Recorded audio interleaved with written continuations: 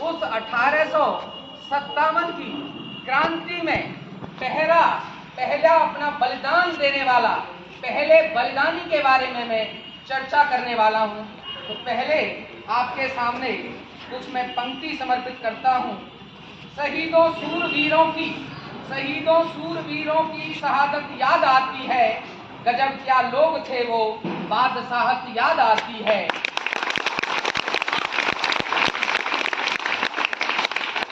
लुटा दी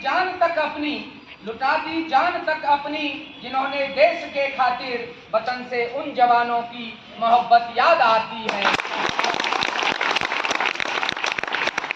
अभी आपके सामने फिर मैं एक क्लू रख रहा हूँ और आपसे मैं पूछूंगा कि मैं किसका जिक्र करने वाला हूँ। आज भी जिसके नाम से होता रोम रोम स्पंदन है, आज भी जिसके नाम से होता रोम रोम स्पंदन है, उस क्रांति युद्ध के बलिदानी की हिम्मत का अभिनंदन है।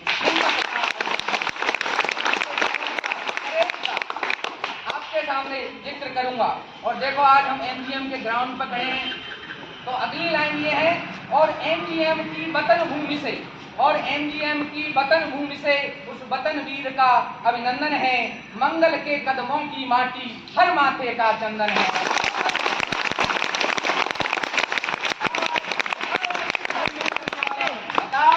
कौन बताएगा किस वीर स्वतंत्रता सेनानी का वर्णन हो रहा है? ये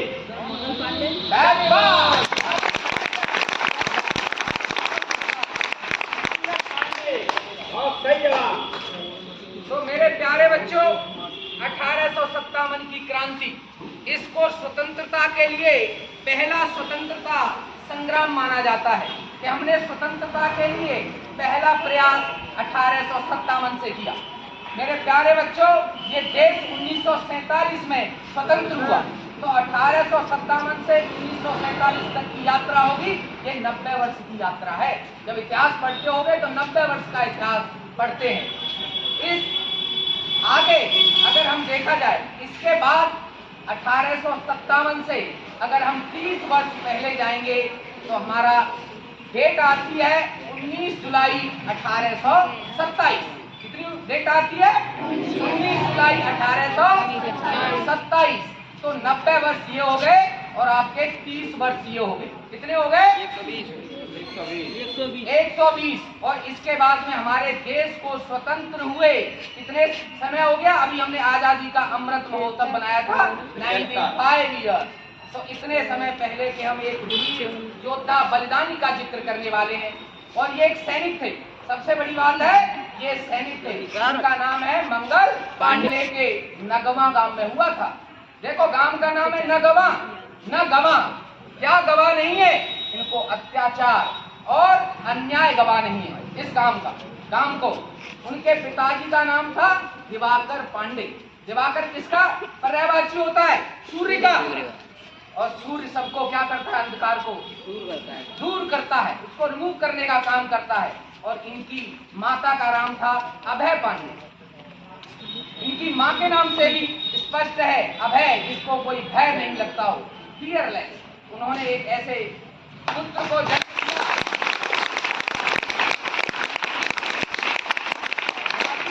ब्राह्मण थे और इनके पिता व्यवसाय से एक साधारण किसान थे। जब ये सेना में भर्ती हुए तो इनको 37 इन्फेंट्री बटालियन की 6th कंपनी अलॉट की गई और इनका आर्मी नंबर था 1446। अब बोलोगे सर आर्मी नंबर क्यों बता रहे हो? तो मैं जिसका जिक्र करने वाला हूं उनका आर्मी नंबर बहुत मायने रखता है। आर्मी नंबर था 1446। जब इनको बटालियन में उसी समय फरवरी के माह में एनफील्ड 53 नाम की एक नया हथियार, एक राइफल को इंडक्शन किया गया और इस पे ट्रेनिंग होनी थी सभी की।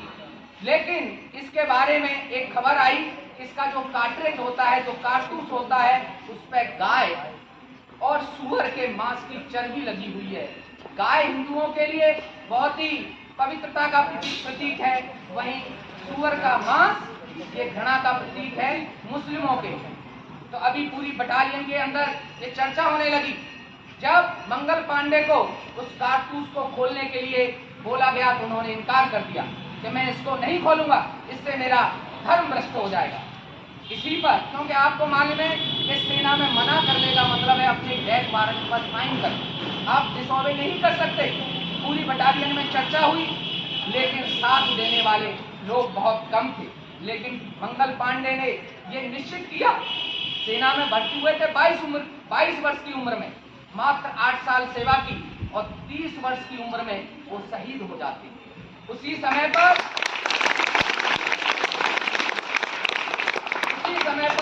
उन पर मना करने पर उन पर कार्रवाई की जाती है। कार्रवाई के द्वारा उसी दिन मंगल पांडे ये सुनिश्चित करते हैं और वो अपने क्वार्टर गार्ड वो जगह होती है जहां पर सैनिकों के हथियार रखे होते हैं, वो हथियार निकल के और एक रिवॉल्यूशनरी, एक क्रांतिकारी की तरह बाहर आते हैं। उसी समय जो उस समय के जो एडजुटेंट हैं वो है लेफ्टिनेंट बाग, और सीधे लेफ्टिनेंट बाग को अपनी राइफल से मार देते हैं। दूसरे अधिकारी थे, उस दूसरे अधिकारी का नाम था ह्यूस्टन, सार्जेंट मेजर ह्यूस्टन। उन्होंने ह्यूस्टन पर भी अटैक करते हैं और ह्यूस्टन को भी मार गिराते हैं। अब बच्चों में इसमें 2 नाम और लेता हूं। एक नाम है शेख पलटू। उस सेना में एक गद्दार जवान भी था जिसने मंगल पांडे को रोकने का काम किया, उसका नाम था शेख पलटू। उसी समय वहां का बैटरी हवलदार मेजर नाम था उनका ईश्वरी प्रसाद। जब वहां का कमांडिंग अफसर उनको आदेश देता है कि आप मंगल पांडे को रोका जाए, लेकिन मंगल पांडे के हाथ में राइफल थी, रोकने का साहस नहीं था। ईश्वरी प्रसाद ने मना कर दिया कि मैं मंगल पांडे को नहीं रोकूंगा। बाद में उन पर कोर्ट मार्शल की प्रक्रिया हुई और उनको फांसी की सजा दी गई। इसको भी मैं कुछ चंद पंक्तियों द्वारा व्यक्त करता हूं। मार्च 29, 1857 की घोर हुई, आजादी के महासमर की शंखनाद घनघोर हुई, और तिमिर का उधर चीज जब मंगल पांडे प्रकट हुए, और हवा की कोमलता जब शेरों की फुफकार हुई, इसी भोर सन उदय हुआ दुर्भाग्य फिरंगी शासन का।